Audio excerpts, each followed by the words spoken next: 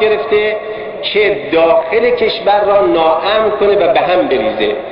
و میداند که هر اقدامی را اگر بخواهد از خارج کشور در داخل کشور ما انجام بده باید زمینه اون را در داخل فراهم بکنه. بنابراین دشمن به خصوص بعد از دولت نهم و روی کردهای جدید دولت نهم و بعد از مجلس هفتم و رویکرد مجلس هفتم تلاش کرد که از ابعاد مختلف مسئله را دنبال کنه و ناامنی را ایجاد کنه. از جنوب از خوزستان شروع کرد، شما شاهد هستید، از غرب شروع کرد و ادامه داره، از شرق هم همینطور عوامل گوناگونی را به کار گرفت تا برای اینکه نه تنها استانها و شهرهای مرزی ما را ناامن کنه بلکه تلاش میکرد که اون را بکشونه به داخل عمق و استانهای مرکزی و در همه استانها. وزارت اطلاعات به حمدالله تونست با تلاش واقعا شبانه روزی و با معلول و مجروح دادن مسائل استان خوزستان و جنوب را به نحو احسن کنترل کنه، همه عوامل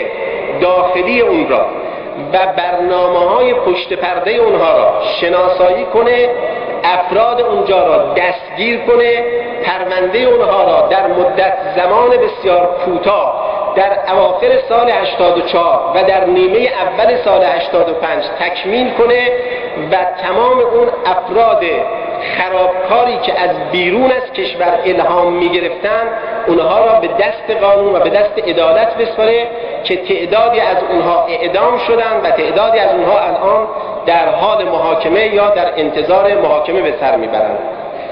وزارت اطلاعات تونست با قدرت تمام دست انگلیس را در این قضیه نشان بده، به گونه‌ای که ابتداءً انگلیسی ها منکر دخالت در امر خوزستان بودند ولی بعد از اون ناگزیر بودند نسبت به اطلاعات و اسنادی که به اونها ارائه شد حداقلش در بعضی از موارد سکوت کنند و در بعضی از موارد قول بدن که ما پیگیری میکنیم و عوامل اونها را در اینجا محدود میکنیم. عناصری از اینها که در خارج از کشور بودند و در بعضی از کشورهای عرب بودند، وزارت اطلاعات تلاش وافر کرد با تبادل اطلاعاتی که با اونها داشت 4 نفر از اونها را که بسیار هم برای این گروه حائز اهمیت بود اونها را به داخل کشور آورد و اونها محاکمه شدند و امروز پرونده اونها در محکمه قضا مطرح هستش. افرادی از اونها الان در کشورهای اروپایی، در بعضی از کشورهای منطقه خلیج فارس و در بعضی از کشورهای دیگر عربی کاملا احساس ناامنی میکنن در همون جا و به لحاظ فعالیت‌های دیپلماسی و فعالیت‌های اطلاعاتی که شد الان اونجا به شدت در خارج از کشور در محدودیت هستند. به استحضار شما برسونم الان آنچنان در اهواز ما اشراف داریم که یک گروه به محض اینکه یا یک فرد به محض اینکه تصمیم بر یک کاری میگیره و بازسازی میکنه اون تشکیلات ضربه خودش را بلافاصله دوباره دستگیر میکنیم و در همین هفته‌ای که گذشت حدود شاید کمتر از 10 روز پیش یک گروه دوباره توانسته بود بازسازی بکنه، یک ارتباطی هم با بیرون پیدا کرده بود و تصمیم داشت مجددا چند جا را بمبگذاری کنه. قبل از اینکه اصلا بتونه بمبش رو تهیه کنه و بسازه بلافاصله شناسایی و هر 7 نفر اونها دستگیر شدن. در خصوص شرق کشور که فرمودن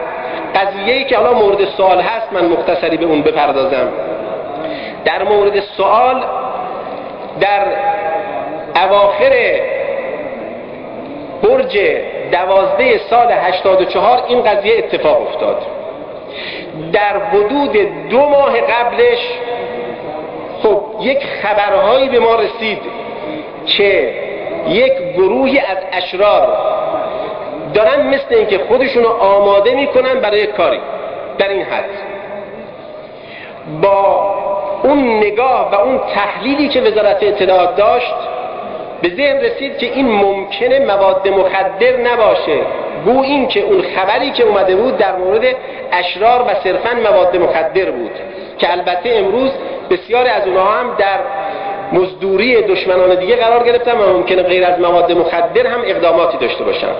لذا به محض اینکه این خبر رسید، با اینکه انصراف داشت ظاهر خبر به مواد مخدر، ولی بلافاصله در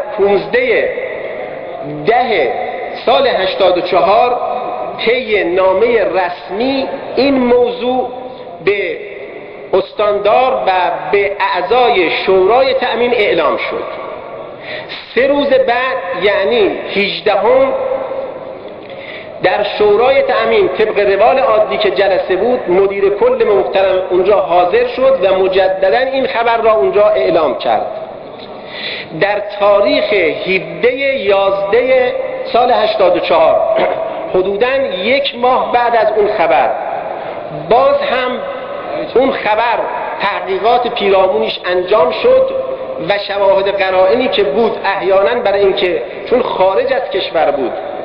منشأ و منبع خبر خارج از کشور بود، اقداماتی هم که گفتن اونجا تحرکاتی شده باز خارج از کشور بود و هنوز هم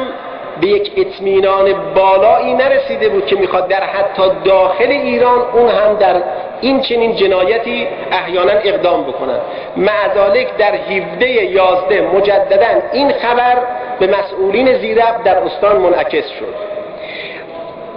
پس از اون دوباره همچنان اقدام میشد به لحاظ اهتمام به موضوع که هر موضوع دیگه هم به همین ترتیب است. چون این موضوع مطرحه، من اینجوری عرض میکنم در